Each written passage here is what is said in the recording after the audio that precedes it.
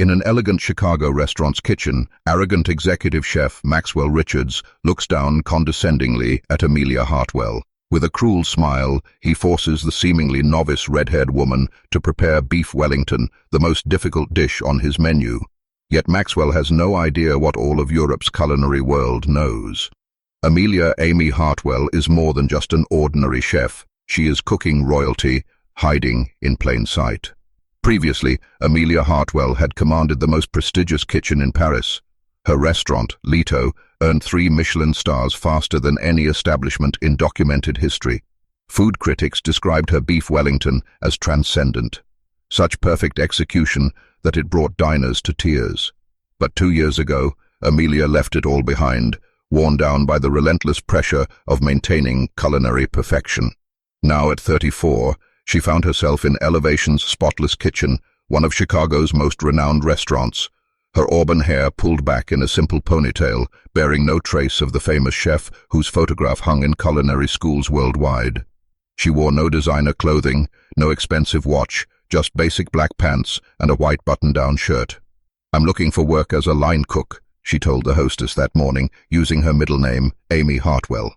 Amelia was researching material for a book about rediscovering cooking's joy, working undercover in America's top restaurants. She had deliberately altered her looks, dyeing her naturally blonde hair red and wearing little makeup. In Europe, she had rarely allowed photographers into her kitchen, making her virtually unrecognizable to Americans. Maxwell Richards, Elevation's head chef, barely glanced at her resume. At 42, he had built a reputation for technical precision and dictatorial management. His towering frame and perpetually stern expression intimidated Eve, Ryan in his domain. "Experience?" he barked curtly, icy blue eyes focused on her. "Some basic training in France," Amelia replied truthfully, downplaying her culinary background. "Mostly small places." Maxwell waved her off dismissively. "We need extra help for tomorrow's James Beard event. Today you'll do prep work. Try not to cut yourself." Amelia replied graciously, "I'm grateful for the opportunity." Observing the kitchen culture, throughout the morning, she worked silently, studying the kitchen's dynamics. Maxwell constantly berated his staff, sending back plates for minor imperfections while taking credit for every successful dish. Several times she watched him alter other chefs' work, adding unnecessary garnishes before service. During lunch prep, Maxwell hovered over her station, criticizing her knife work despite her perfect brunoise. "This isn't some roadside cafe," he sneered. "We maintain standards here." Amelia nodded respectfully, hiding her amusement.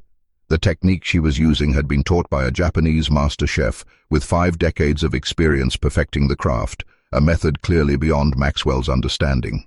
As the day progressed, she noticed co-workers watching her with a mixture of sympathy and curiosity. None suspected that the quiet new prep cook was silently evaluating every aspect of the restaurant for her upcoming book, Behind the Kitchen Door, America's Culinary Identity Crisis. The following day brought pandemonium to Elevation, preparing for the James Beard Foundation event. Maxwell stormed through the kitchen, barking orders and finding fault with everyone's work. Stress permeated the air as staff rushed to arrange complex appetizers and prepare elaborate sauces. "You," Maxwell suddenly pointed at Amelia, who was peacefully chopping vegetables. "Get over here." She approached calmly, wiping her hands on her apron. "We have important guests who ordered beef Wellington specifically," he announced loud enough for the entire kitchen to hear. "Since you claim French training, let's see what you can do." Silence fell over the kitchen.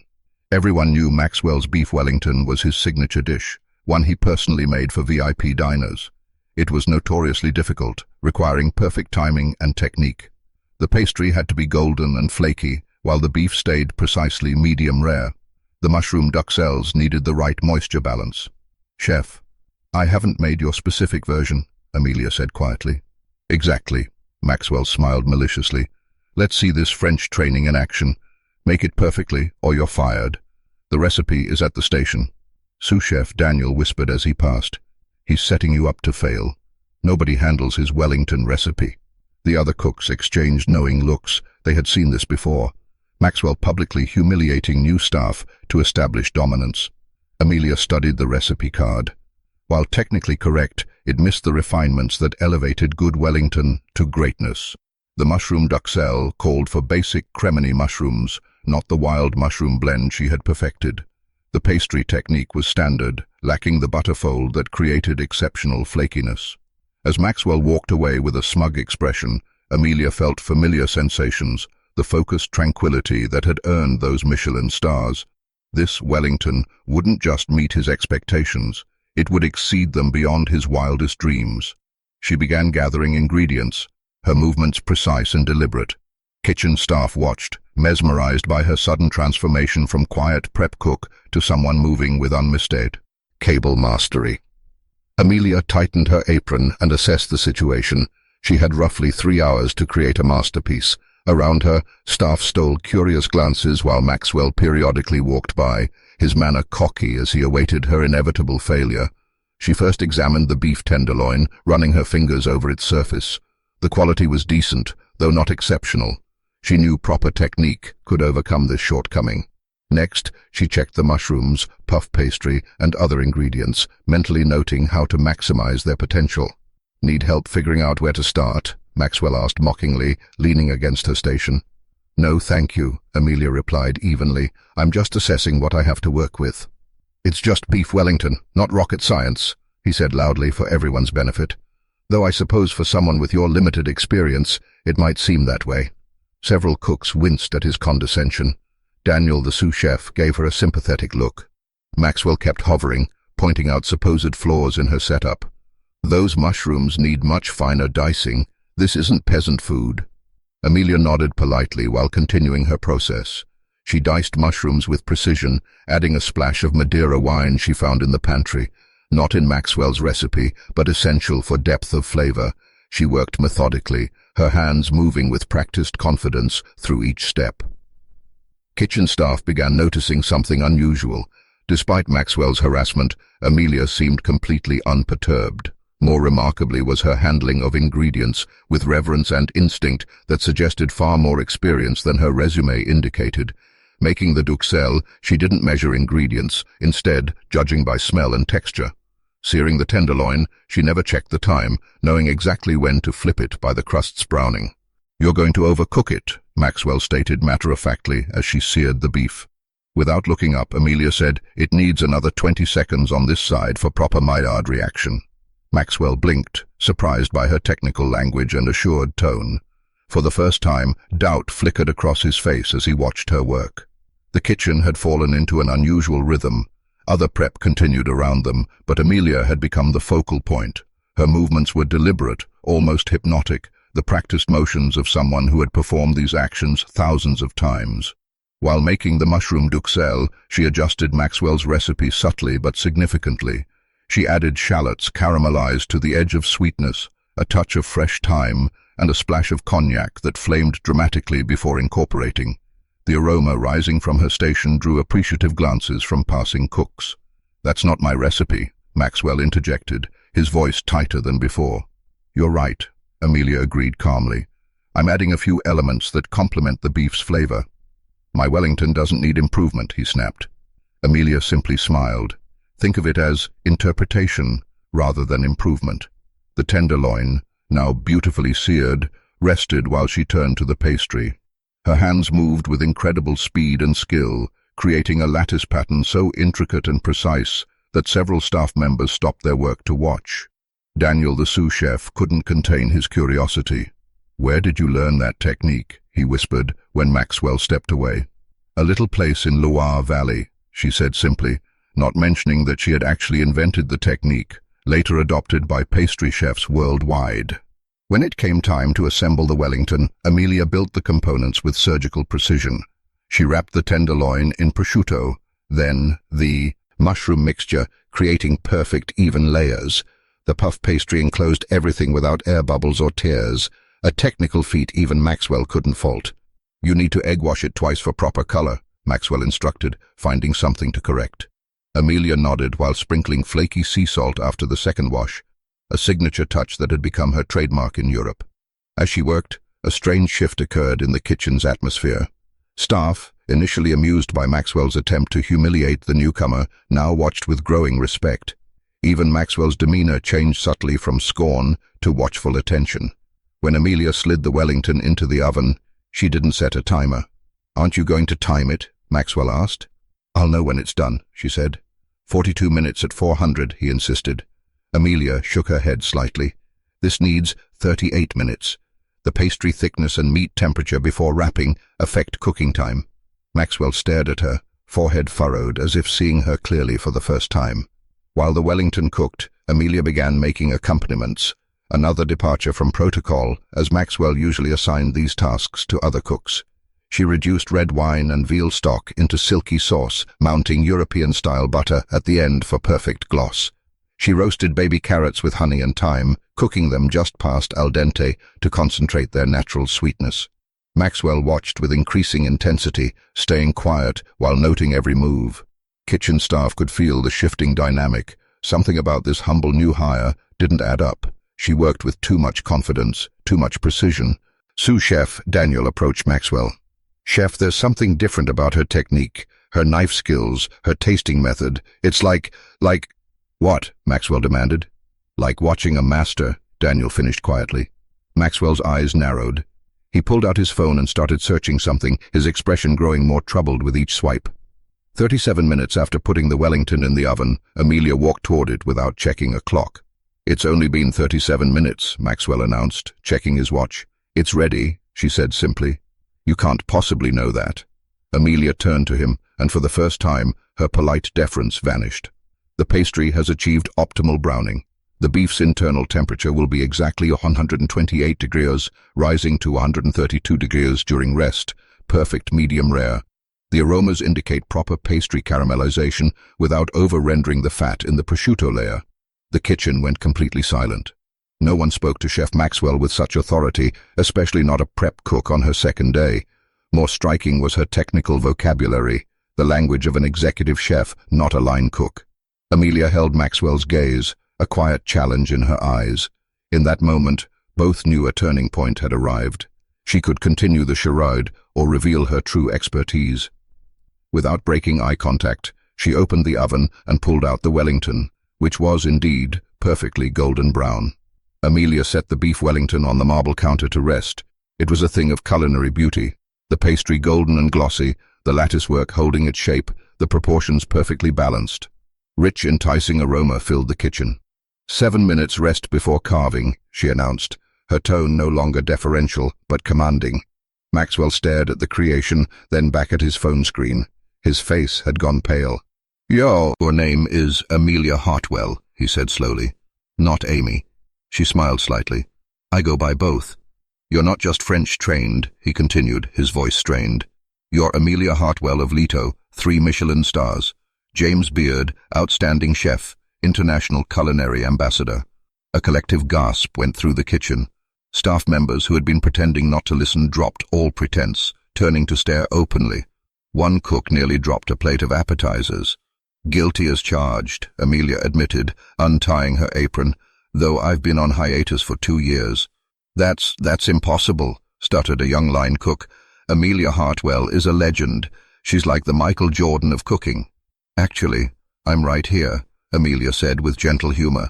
And I'd argue Michael Jordan is the Amelia Hartwell of basketball. A few nervous laughs broke the tension, but Maxwell wasn't smiling. His face had hardened into something between embarrassment and rage. Why are you here? He demanded. To spy on my techniques? To steal my recipes? Amelia raised an eyebrow. I'm writing a book about American restaurant culture, about rediscovering the joy in cooking. She gestured around the kitchen. Though I have to say, there seems to be precious little joy in this particular kitchen. Before Maxwell could respond, Daniel approached the Wellington and asked, May I? Amelia nodded. It's ready now. With reverent care, Daniel sliced through the Wellington. The cross-section revealed perfectly distinct layers, the pastry crisp but tender, the duxelle dark and aromatic, the beef a perfect pink medium rare with juices pooling but not running. Mon Dieu, Daniel breathed, slipping into French in his amazement. Maxwell stared at the perfect slice, his professional eye unable to find a single fault. For a moment, the conflict in his face was painful to watch, the war between his ego and his recognition of undeniable excellence. Amelia picked up a small spoon and dipped it into the sauce she'd made. She tasted it critically, then added a single grain of salt and stirred. Perfect, she declared. Then, With the quiet authority that had once ruled Paris's finest kitchen, she said, "Plate it. Our guests are waiting." As the perfectly plated beef Wellington left the kitchen in the head server's hands, an uncomfortable silence settled. Staff lingered nervously, pretending to work while watching the drama unfold between the two chefs. Maxwell finally found his voice. "This is absurd. You come into my kitchen under false pretenses, undermine my authority." "I didn't come here to undermine you," Amelia said calmly. "I came to observe, to learn. Every kitchen has something to teach. And what exactly have you learned from mine?" His tone was bitter. Amelia looked thoughtful. "That technical skill alone doesn't make great food. Your recipes are sound, your techniques solid, but something's missing." "And what would that be?" Maxwell challenged, color rising in his cheeks. "Heart," she said simply. "You cook to prove yourself, not to feed people. Every dish is a demonstration of skill rather than an expression of love." The bluntness of her assessment stunned the room. No one had ever spoken to Maxwell this way in his own kitchen. "That's rich coming from someone who walked away from her restaurant at its peak," Maxwell shot back. "What happened? Couldn't handle the pressure of keeping those stars?" Real emotion flashed across Amelia's face, the first crack in her composed facade. "I left because cooking had become about the stars, the critics, the pressure, not about the joy of feeding people." She gestured around the kitchen. "Look at your team. They're afraid, not inspired." Maxwell glanced around, seeing his staff quickly look away. There was some uncomfortable truth in her words that seemed to reach him. "Your Wellington recipe could be extraordinary," she continued more gently. "The foundation is there, but you've played it safe to meet expectations instead of exceeding them. Where's the chef who earned his first star? The one who took risks?" Before Maxwell could respond, the dining room manager burst through the doors, his face bright with excitement. "Chef, the guests are asking about the Wellington. They're calling it the best they've ever had. The James Beard committee member wants to meet whoever made it." All eyes turned to Maxwell, whose face cycled through a complex range of emotions: anger, pride, humiliation, and finally, grudging recognition. The dining room buzzed with praise as the VIP table savored Amelia's beef Wellington. Through the kitchen doors, they could hear excited chatter about the remarkable dish. Maxwell stood frozen, torn between his ego and the undeniable triumph happening in his dining room. After a long moment, he made his choice. "Ms. Hartwell made the Wellington," he announced, the words clearly difficult. "She deserves the recognition." Amelia looked at him thoughtfully. "Chef Richards, in my experience, the best dishes come from teamwork, not rivalry." She turned to the dining room manager. "Please tell the guests their Wellington was prepared by Chef Richards and his team. This is his kitchen, his menu." Maxwell stared at her in amazement. "Why would you do that?" "Because this isn't about ego," she said quietly. "It's about remembering why we became chefs in the first place." The tension in Maxwell's shoulders relaxed slightly. For the first time, he looked at her not as a threat, but as a peer. "Would you?" he started, then cleared his throat. "Would you show me how you made the duxelle? The flavor depth was incredible." The question, humble and sincere, changed the entire kitchen's energy. Staff members exchanged amazed looks as Amelia smiled warmly. "Absolutely," she said. "And maybe you could show me your technique for that incredible scallop dish I saw on the menu." The sear was flawless. For the next hour, as dinner service flowed around them, the two chefs worked side by side. Amelia shared her methods openly, explaining each decision and technique. Maxwell, initially stiff, gradually became more genuine, asking questions and offering his own knowledge. The staff watched in wonder as their tyrannical boss transformed before their eyes, listening, learning, even occasionally smiling. When Amelia suggested a tweak to one of his signature sauces, he actually considered it, tasting thoughtfully before nodding in agreement. "You've been applying classic French reduction too rigidly," she explained. "American ingredients often have different moisture content and flavor profiles. You have to adapt accordingly." "I never thought about it that way," Maxwell admitted. By the end of the night, the kitchen had transformed. Staff members approached with questions and suggestions, no longer afraid of harsh criticism. Maxwell, while still maintaining his standards, responded with thoughtfulness rather than cruelty. 2 weeks later, Amelia stood in Elevation's kitchen for the last time. The atmosphere had changed completely. There was still focus and discipline, but also laughter and cooperation. Maxwell moved through the space with the same exacting standards, but a different approach, mentoring rather than terrorizing. "I still can't believe you are really leaving," Daniel said, helping her pack her notebooks. "My work here is done," she said with a smile. "Besides, I have 6 more restaurants to visit before my book is finished." Maxwell approached, more relaxed than she'd ever seen him. "The publishers called again. They're very excited about your next cookbook." "And yours," she reminded him, "the collaboration we discussed." He nodded, a hint of excitement breaking through his usually serious expression. "I've been working on those fusion ideas we talked about. The test dishes are looking promising." The doors swung open as servers came in for pre-shift meeting. One carried the evening special, a new version of beef Wellington, created collaboratively by Maxwell and his team. It kept his technical precision, but incorporated Amelia's heartful touches. "Your influence here will last," Maxwell said, extending his hand. Amelia shook it firmly. "Not my influence, just a reminder of what's possible when we cook with both skill and soul." As she walked out the door, Amelia heard something that had been absent during her first days. Maxwell's genuine laughter as he worked with his team, creating something beautiful together. If this story touched you, remember that true mastery isn't just about talent, it's about passion and humility. The next time you enjoy an exceptional meal, think about the artistry behind it. Where are you dining from today? Share in the comments below. And if you love this glimpse into the culinary world, subscribe for more stories that show us greatness comes not from intimidation, but from inspiration. Sometimes the most profound lessons come from the most unlikely teachers.